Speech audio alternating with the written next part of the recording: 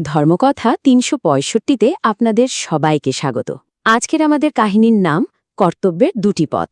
আচ্ছা, রামের বনবাসের পর ভরত যখন অযোধ্যায় ফিরে এলেন, তখন তিনি ঠিক কি করলেন? আর ওই একই সময়ে গভীর জঙ্গলে রাম, সীতা আর লক্ষ্মণের জীবনটাই বা কেমন কাটছিল? চলুন আজ সেই গল্পটাই শোনা যাক। তো ভরত অযোধ্যায় ফিরে এলেন। মনটা দুঃখে ভারী, কিন্তু সংকল্পে একদম অটল। নগরবাসী তাকে স্বাগত জানালো ঠিকই, কিন্তু সেই স্বাগত জানানোর মধ্যে কোনো উৎসব ছিল না। ছিল শুধু একটা গভীর নিস্তব্ধতা, একটা অপেক্ষা। সবার চোখে যেন একটাই প্রশ্ন: রাজ্যের ভবিষ্যৎ এখন কি হবে? আর এখান থেকেই শুরু হচ্ছে কর্তব্যের প্রথম পথটা, যেখানে ভরত এমন একটা নজির তৈরি করেছিলেন যা ইতিহাসে খুব কমই দেখা যায়। আসুন দেখি তিনি ফিরে এসে ঠিক কি করলেন। ভাবুন একবার, ভরত কিন্তু রাজ সিংহাসনে বসতে সরাসরি অস্বীকার করলেন। তার বদলে তিনি কি করলেন? তিনি রামের সেই পবিত্র পাদুকা দুটোকে সিংহাসনের ওপর রাখলেন। এটা আসলে ছিল একটা অসাধারণ প্রতীকী কাজ, যা তার ভাইয়ের প্রতি গভীর ভালোবাসা আর ধর্মের প্রতি তার শ্রদ্ধাকেই ফুটিয়ে তোলে। এরপর ভরত সবার সামনে খুব শান্ত কিন্তু দৃঢ় গলায় ঘোষণা করলেন, এই পাদুকা দুটি আমার ভাই রামের প্রতীক। আজ থেকে অযোধ্যার আসল রাজা হলেন রাম।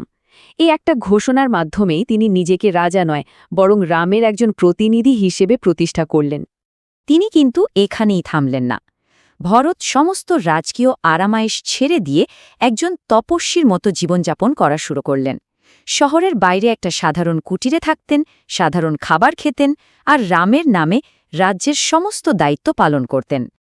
আর ভরতের এই আত্মত্যাগ, এই নিঃস্বার্থ সেবা দেখে অযোধ্যার প্রজারা তো মুগ্ধ। তাদের মধ্যে বলাবলি হতে থাকল, কি ভক্তি, কি ধর্মপরায়ণতা! অযোধ্যা সত্যিই ধন্য রাম আর ভরতের মতো পুত্রদের পেয়ে। তো এটা গেল কর্তব্যের একটা দিক। এবার চলুন কর্তব্যের দ্বিতীয় পথটার দিকে তাকাই। অযোধ্যা থেকে অনেক দূরে চিত্রকূটের বনে তখন রাম, সীতা আর লক্ষ্মণের জীবন কাটছিল। তারা সেখানে প্রকৃতির সঙ্গে একদম মিলেমিশে একটা শান্ত জীবন কাটাচ্ছিলেন। নিজেদের হাতে বানানো ছোট্ট একটা কুঁড়ে ঘরে থাকতেন।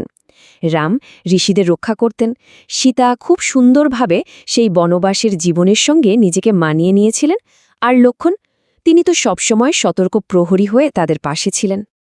একদিন লক্ষ্মণ রামকে বললেন, দাদা, আমরা হয়তো অযোধ্যা থেকে অনেক দূরে আছি, কিন্তু আপনার উপস্থিতি এই বনকেও একটা রাজ্যে পরিণত করেছে।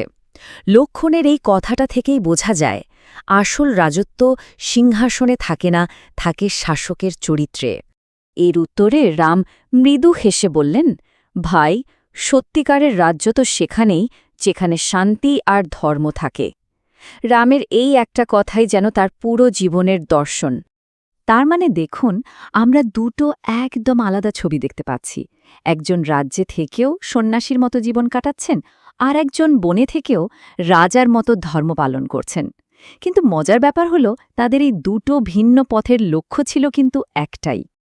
একদিকে ভরত মুকুট ছাড়াই রাজ্য শাসন করছেন, আর অন্যদিকে রাম সিংহাসন ছাড়াই নিজের কর্তব্য পালন করে চলেছেন।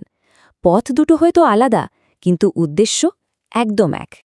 আর সেই উদ্দেশ্যটা হল ধর্ম।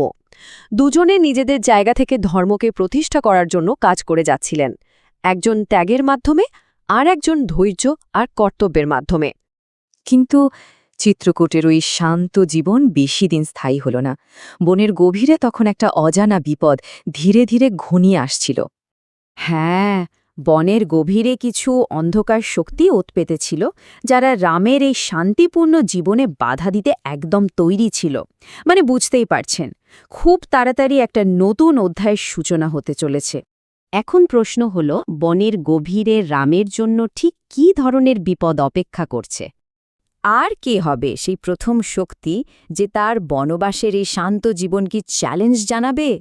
এর উত্তর জানতে হলে কিন্তু আমাদের পরের পর্ব শুনতেই হবে। রামায়ণের এই মহাকাব্যিক যাত্রা কিন্তু সবে শুরু হয়েছে। তাই ধর্মকথা ৩৬৫তে প্রতিদিন শুনুন রামায়ণের এক নতুন অধ্যায়।